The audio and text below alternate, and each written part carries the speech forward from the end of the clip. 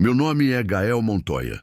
Por quase 2 décadas, fui pastor evangélico em El Retiro, um pequeno vilarejo nas montanhas da Colômbia. Cresci ouvindo que os católicos eram idólatras, que a Virgem Maria era apenas um ídolo e que rezar a ela era um grave pecado. Jamais ousei duvidar. Do púlpito, minha voz ecoava como um trovão. Isso é apenas madeira, não ouve, não fala, não age. Jesus não precisa de sua mãe para escutar ninguém. As pessoas humildes ouviam em silêncio. Algumas balançavam a cabeça, outras desviavam o olhar. Até o dia em que eu mesmo perdi todo o respeito. Era um domingo de sol. A praça estava cheia, crianças empinando pipas, famílias passeando. Peguei um martelo, escondi numa sacola e atravessei a praça decidido. Subi no pedestal da imagem da Virgem de Guadalupe. Alguém gritou: "Pastor, o que vai fazer?" Sem responder, desferi o primeiro golpe. A madeira estalou, pedaços voaram. A cabeça da imagem rolou até os pés de uma senhora que caiu de joelhos chorando como quem perde a própria mãe. Eu gritava: "Afastem-se! Isso é idolatria! Só Cristo salva!" Mas quando parei, não vi gratidão nos olhos do povo. Vi apenas medo, dor e tristeza. Uma jovem com um bebê no colo me disse em lágrimas: "O Senhor quebrou a minha esperança." Aquelas palavras me atingiram como uma pedra. Naquela noite, ninguém apareceu no culto. Os bancos da igreja permaneceram vazios, e assim continuou por dias.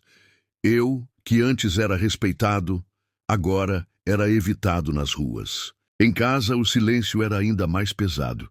Minha esposa, Marta, falava pouco, e minha filha, Ana Lúcia, um dia apareceu brincando com um pequeno terço. Perguntei de onde veio e ela respondeu: "Foi a Dona Guadalupe. Ela disse que é presente de uma mãe que escuta, mesmo quando a gente não fala nada." Arranquei o terço da mão dela com raiva, mas aquela frase ficou ecoando em minha mente. Pouco tempo depois, Ana Lúcia adoeceu. Primeiro uma febre leve, depois calafrios, tosse, fraqueza, médicos, exames, remédios. Nada fazia efeito. Ela me pedia: "Papai, canta aquela música de Jesus para mim." E eu cantava, mas dentro de mim crescia um medo terrível. O medo de que minhas orações não estivessem sendo ouvidas. Fiz jejum, clamei, coloquei a Bíblia sobre seu corpo, mas o céu permanecia em silêncio. Certa noite, exausto, sonhei. Estava num campo deserto chamando por minha filha. De repente, no alto de uma colina, vi uma mulher de manto azul, os olhos cheios de compaixão. Ela não falou nada. Apenas apontou para os pedaços da imagem que eu mesmo havia destruído. Depois, tocou minha testa e disse: "Meu filho te espera, mas antes você precisa entender o coração de uma mãe." Acordei ofegante. Corri até o quarto de Ana Lúcia. Pela primeira vez em dias, ela dormia em paz, sem febre. Naquela manhã, no fundo da igreja, encontrei uma medalha de Nossa Senhora das Graças que havia escondido anos antes.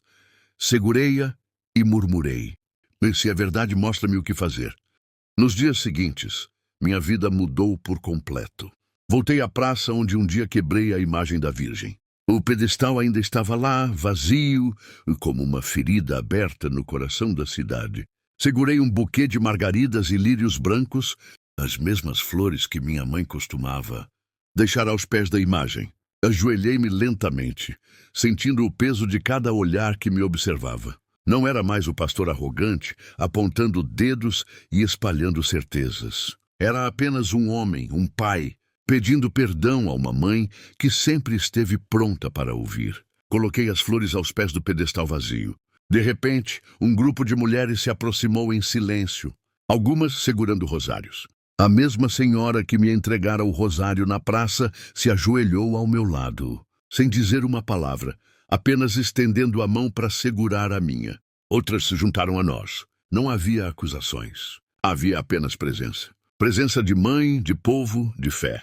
Naquele instante, senti algo que há muito não sentia: pertencimento. O homem que quebrou a imagem agora era acolhido aos pés daquele pedestal, onde a Virgem de Guadalupe um dia estivera. Naquela noite, em casa, Ana Lúcia dormia profundamente. E eu, pela primeira vez em anos, senti o silêncio da paz. De madrugada, um sussurro me acordou. Papai! Ela estava sentada na cama, os olhos abertos, serenos. Filha, você está bem? Perguntei. Ela assentiu e disse com firmeza. A senhora me disse que era hora de voltar. Senti o coração parar por um segundo. Ela sorriu e completou. Ela me segurou no colo enquanto você estava na praça. Já encontrei o caminho. Não consegui conter o choro. Abracei minha filha, sentindo seu corpo aquecido, não pela febre, mas pela vida restaurada. No dia seguinte, levei-a ao médico. Exames feitos, resultados entregues, tudo normal. O médico ficou perplexo. É como se ela nunca tivesse estado doente. Sorri. O que aconteceu não se explica com medicina, se explica com fé.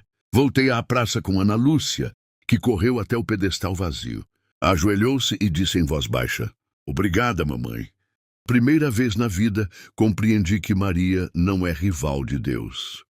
Ela é a ponte. Minha conversão não foi uma mudança de religião. Foi uma revolução silenciosa no meu coração. Visitei as casas das pessoas que um dia enfrentei e pedi perdão. A maioria me abraçou. Um domingo, fui à igreja católica. Sentei-me no último banco, anônimo. O padre falava do evangelho e de como nas bodas de Caná, Maria apenas disse, Fazei tudo o que ele vos disser. Ali entendi sua grandeza. Ela não pedia para ser adorada. Ela apenas apontava para o filho. Olhei para o altar, onde estava a imagem restaurada, e disse do fundo do coração, Perdoa-me, senhora. Ensina-me a amar Jesus como tu o amaste. A paz entrou em minha alma. Hoje, quando alguém me pergunta, O senhor não é o homem que quebrou aquela imagem? Respondo com um sorriso. Não, sou o homem que foi curado por ela. E conto minha história. Não com orgulho, mas com gratidão. Tudo o que eu era morreu naquele dia. E o que nasceu depois foi um filho. Um filho de Deus que me esperou e de uma mãe que veio me buscar. Se você ainda está ouvindo esta história, talvez seja porque, no fundo, também procura por algo ou alguém. E eu te digo com todo o amor do mundo, ela está mais perto do que imagina. E quando permitir que ela entre, nunca mais será o mesmo. Meu nome é Gael Montoya, e com lágrimas nos olhos digo, Obrigado, mãezinha, por não desistir de mim. Não é sobre religião, é sobre o amor espiritual. Meu irmão, minha irmã, talvez você também tenha quebrado muitas coisas na vida, uma amizade, uma família, sua própria fé. Talvez tenha feito isso em nome do orgulho, das convicções ou das feridas que carrega no coração. Mas a verdade é que Deus é especialista em restaurar aquilo que nós mesmos destruímos. Assim como aquela imagem foi refeita com as marcas ainda visíveis, a nossa vida também pode ser restaurada, com cicatrizes que não escondem o passado, mas revelam a misericórdia de Deus. As lágrimas daquele homem, o gesto silencioso das mulheres, a cura da filha, tudo aponta para uma realidade. Nunca é tarde para voltar. Nunca é tarde para pedir perdão. Nunca é tarde para recomeçar. Talvez hoje você precise dobrar os joelhos, não diante de uma imagem, mas diante de Deus, e deixar que Ele cure as feridas que você não consegue curar sozinho. Que essa história nos lembre que o orgulho pode nos afastar, mas a humildade abre as portas da graça, e que assim como o homem daquela noite, possamos reconhecer, o céu se aproxima quando abrimos o coração à misericórdia.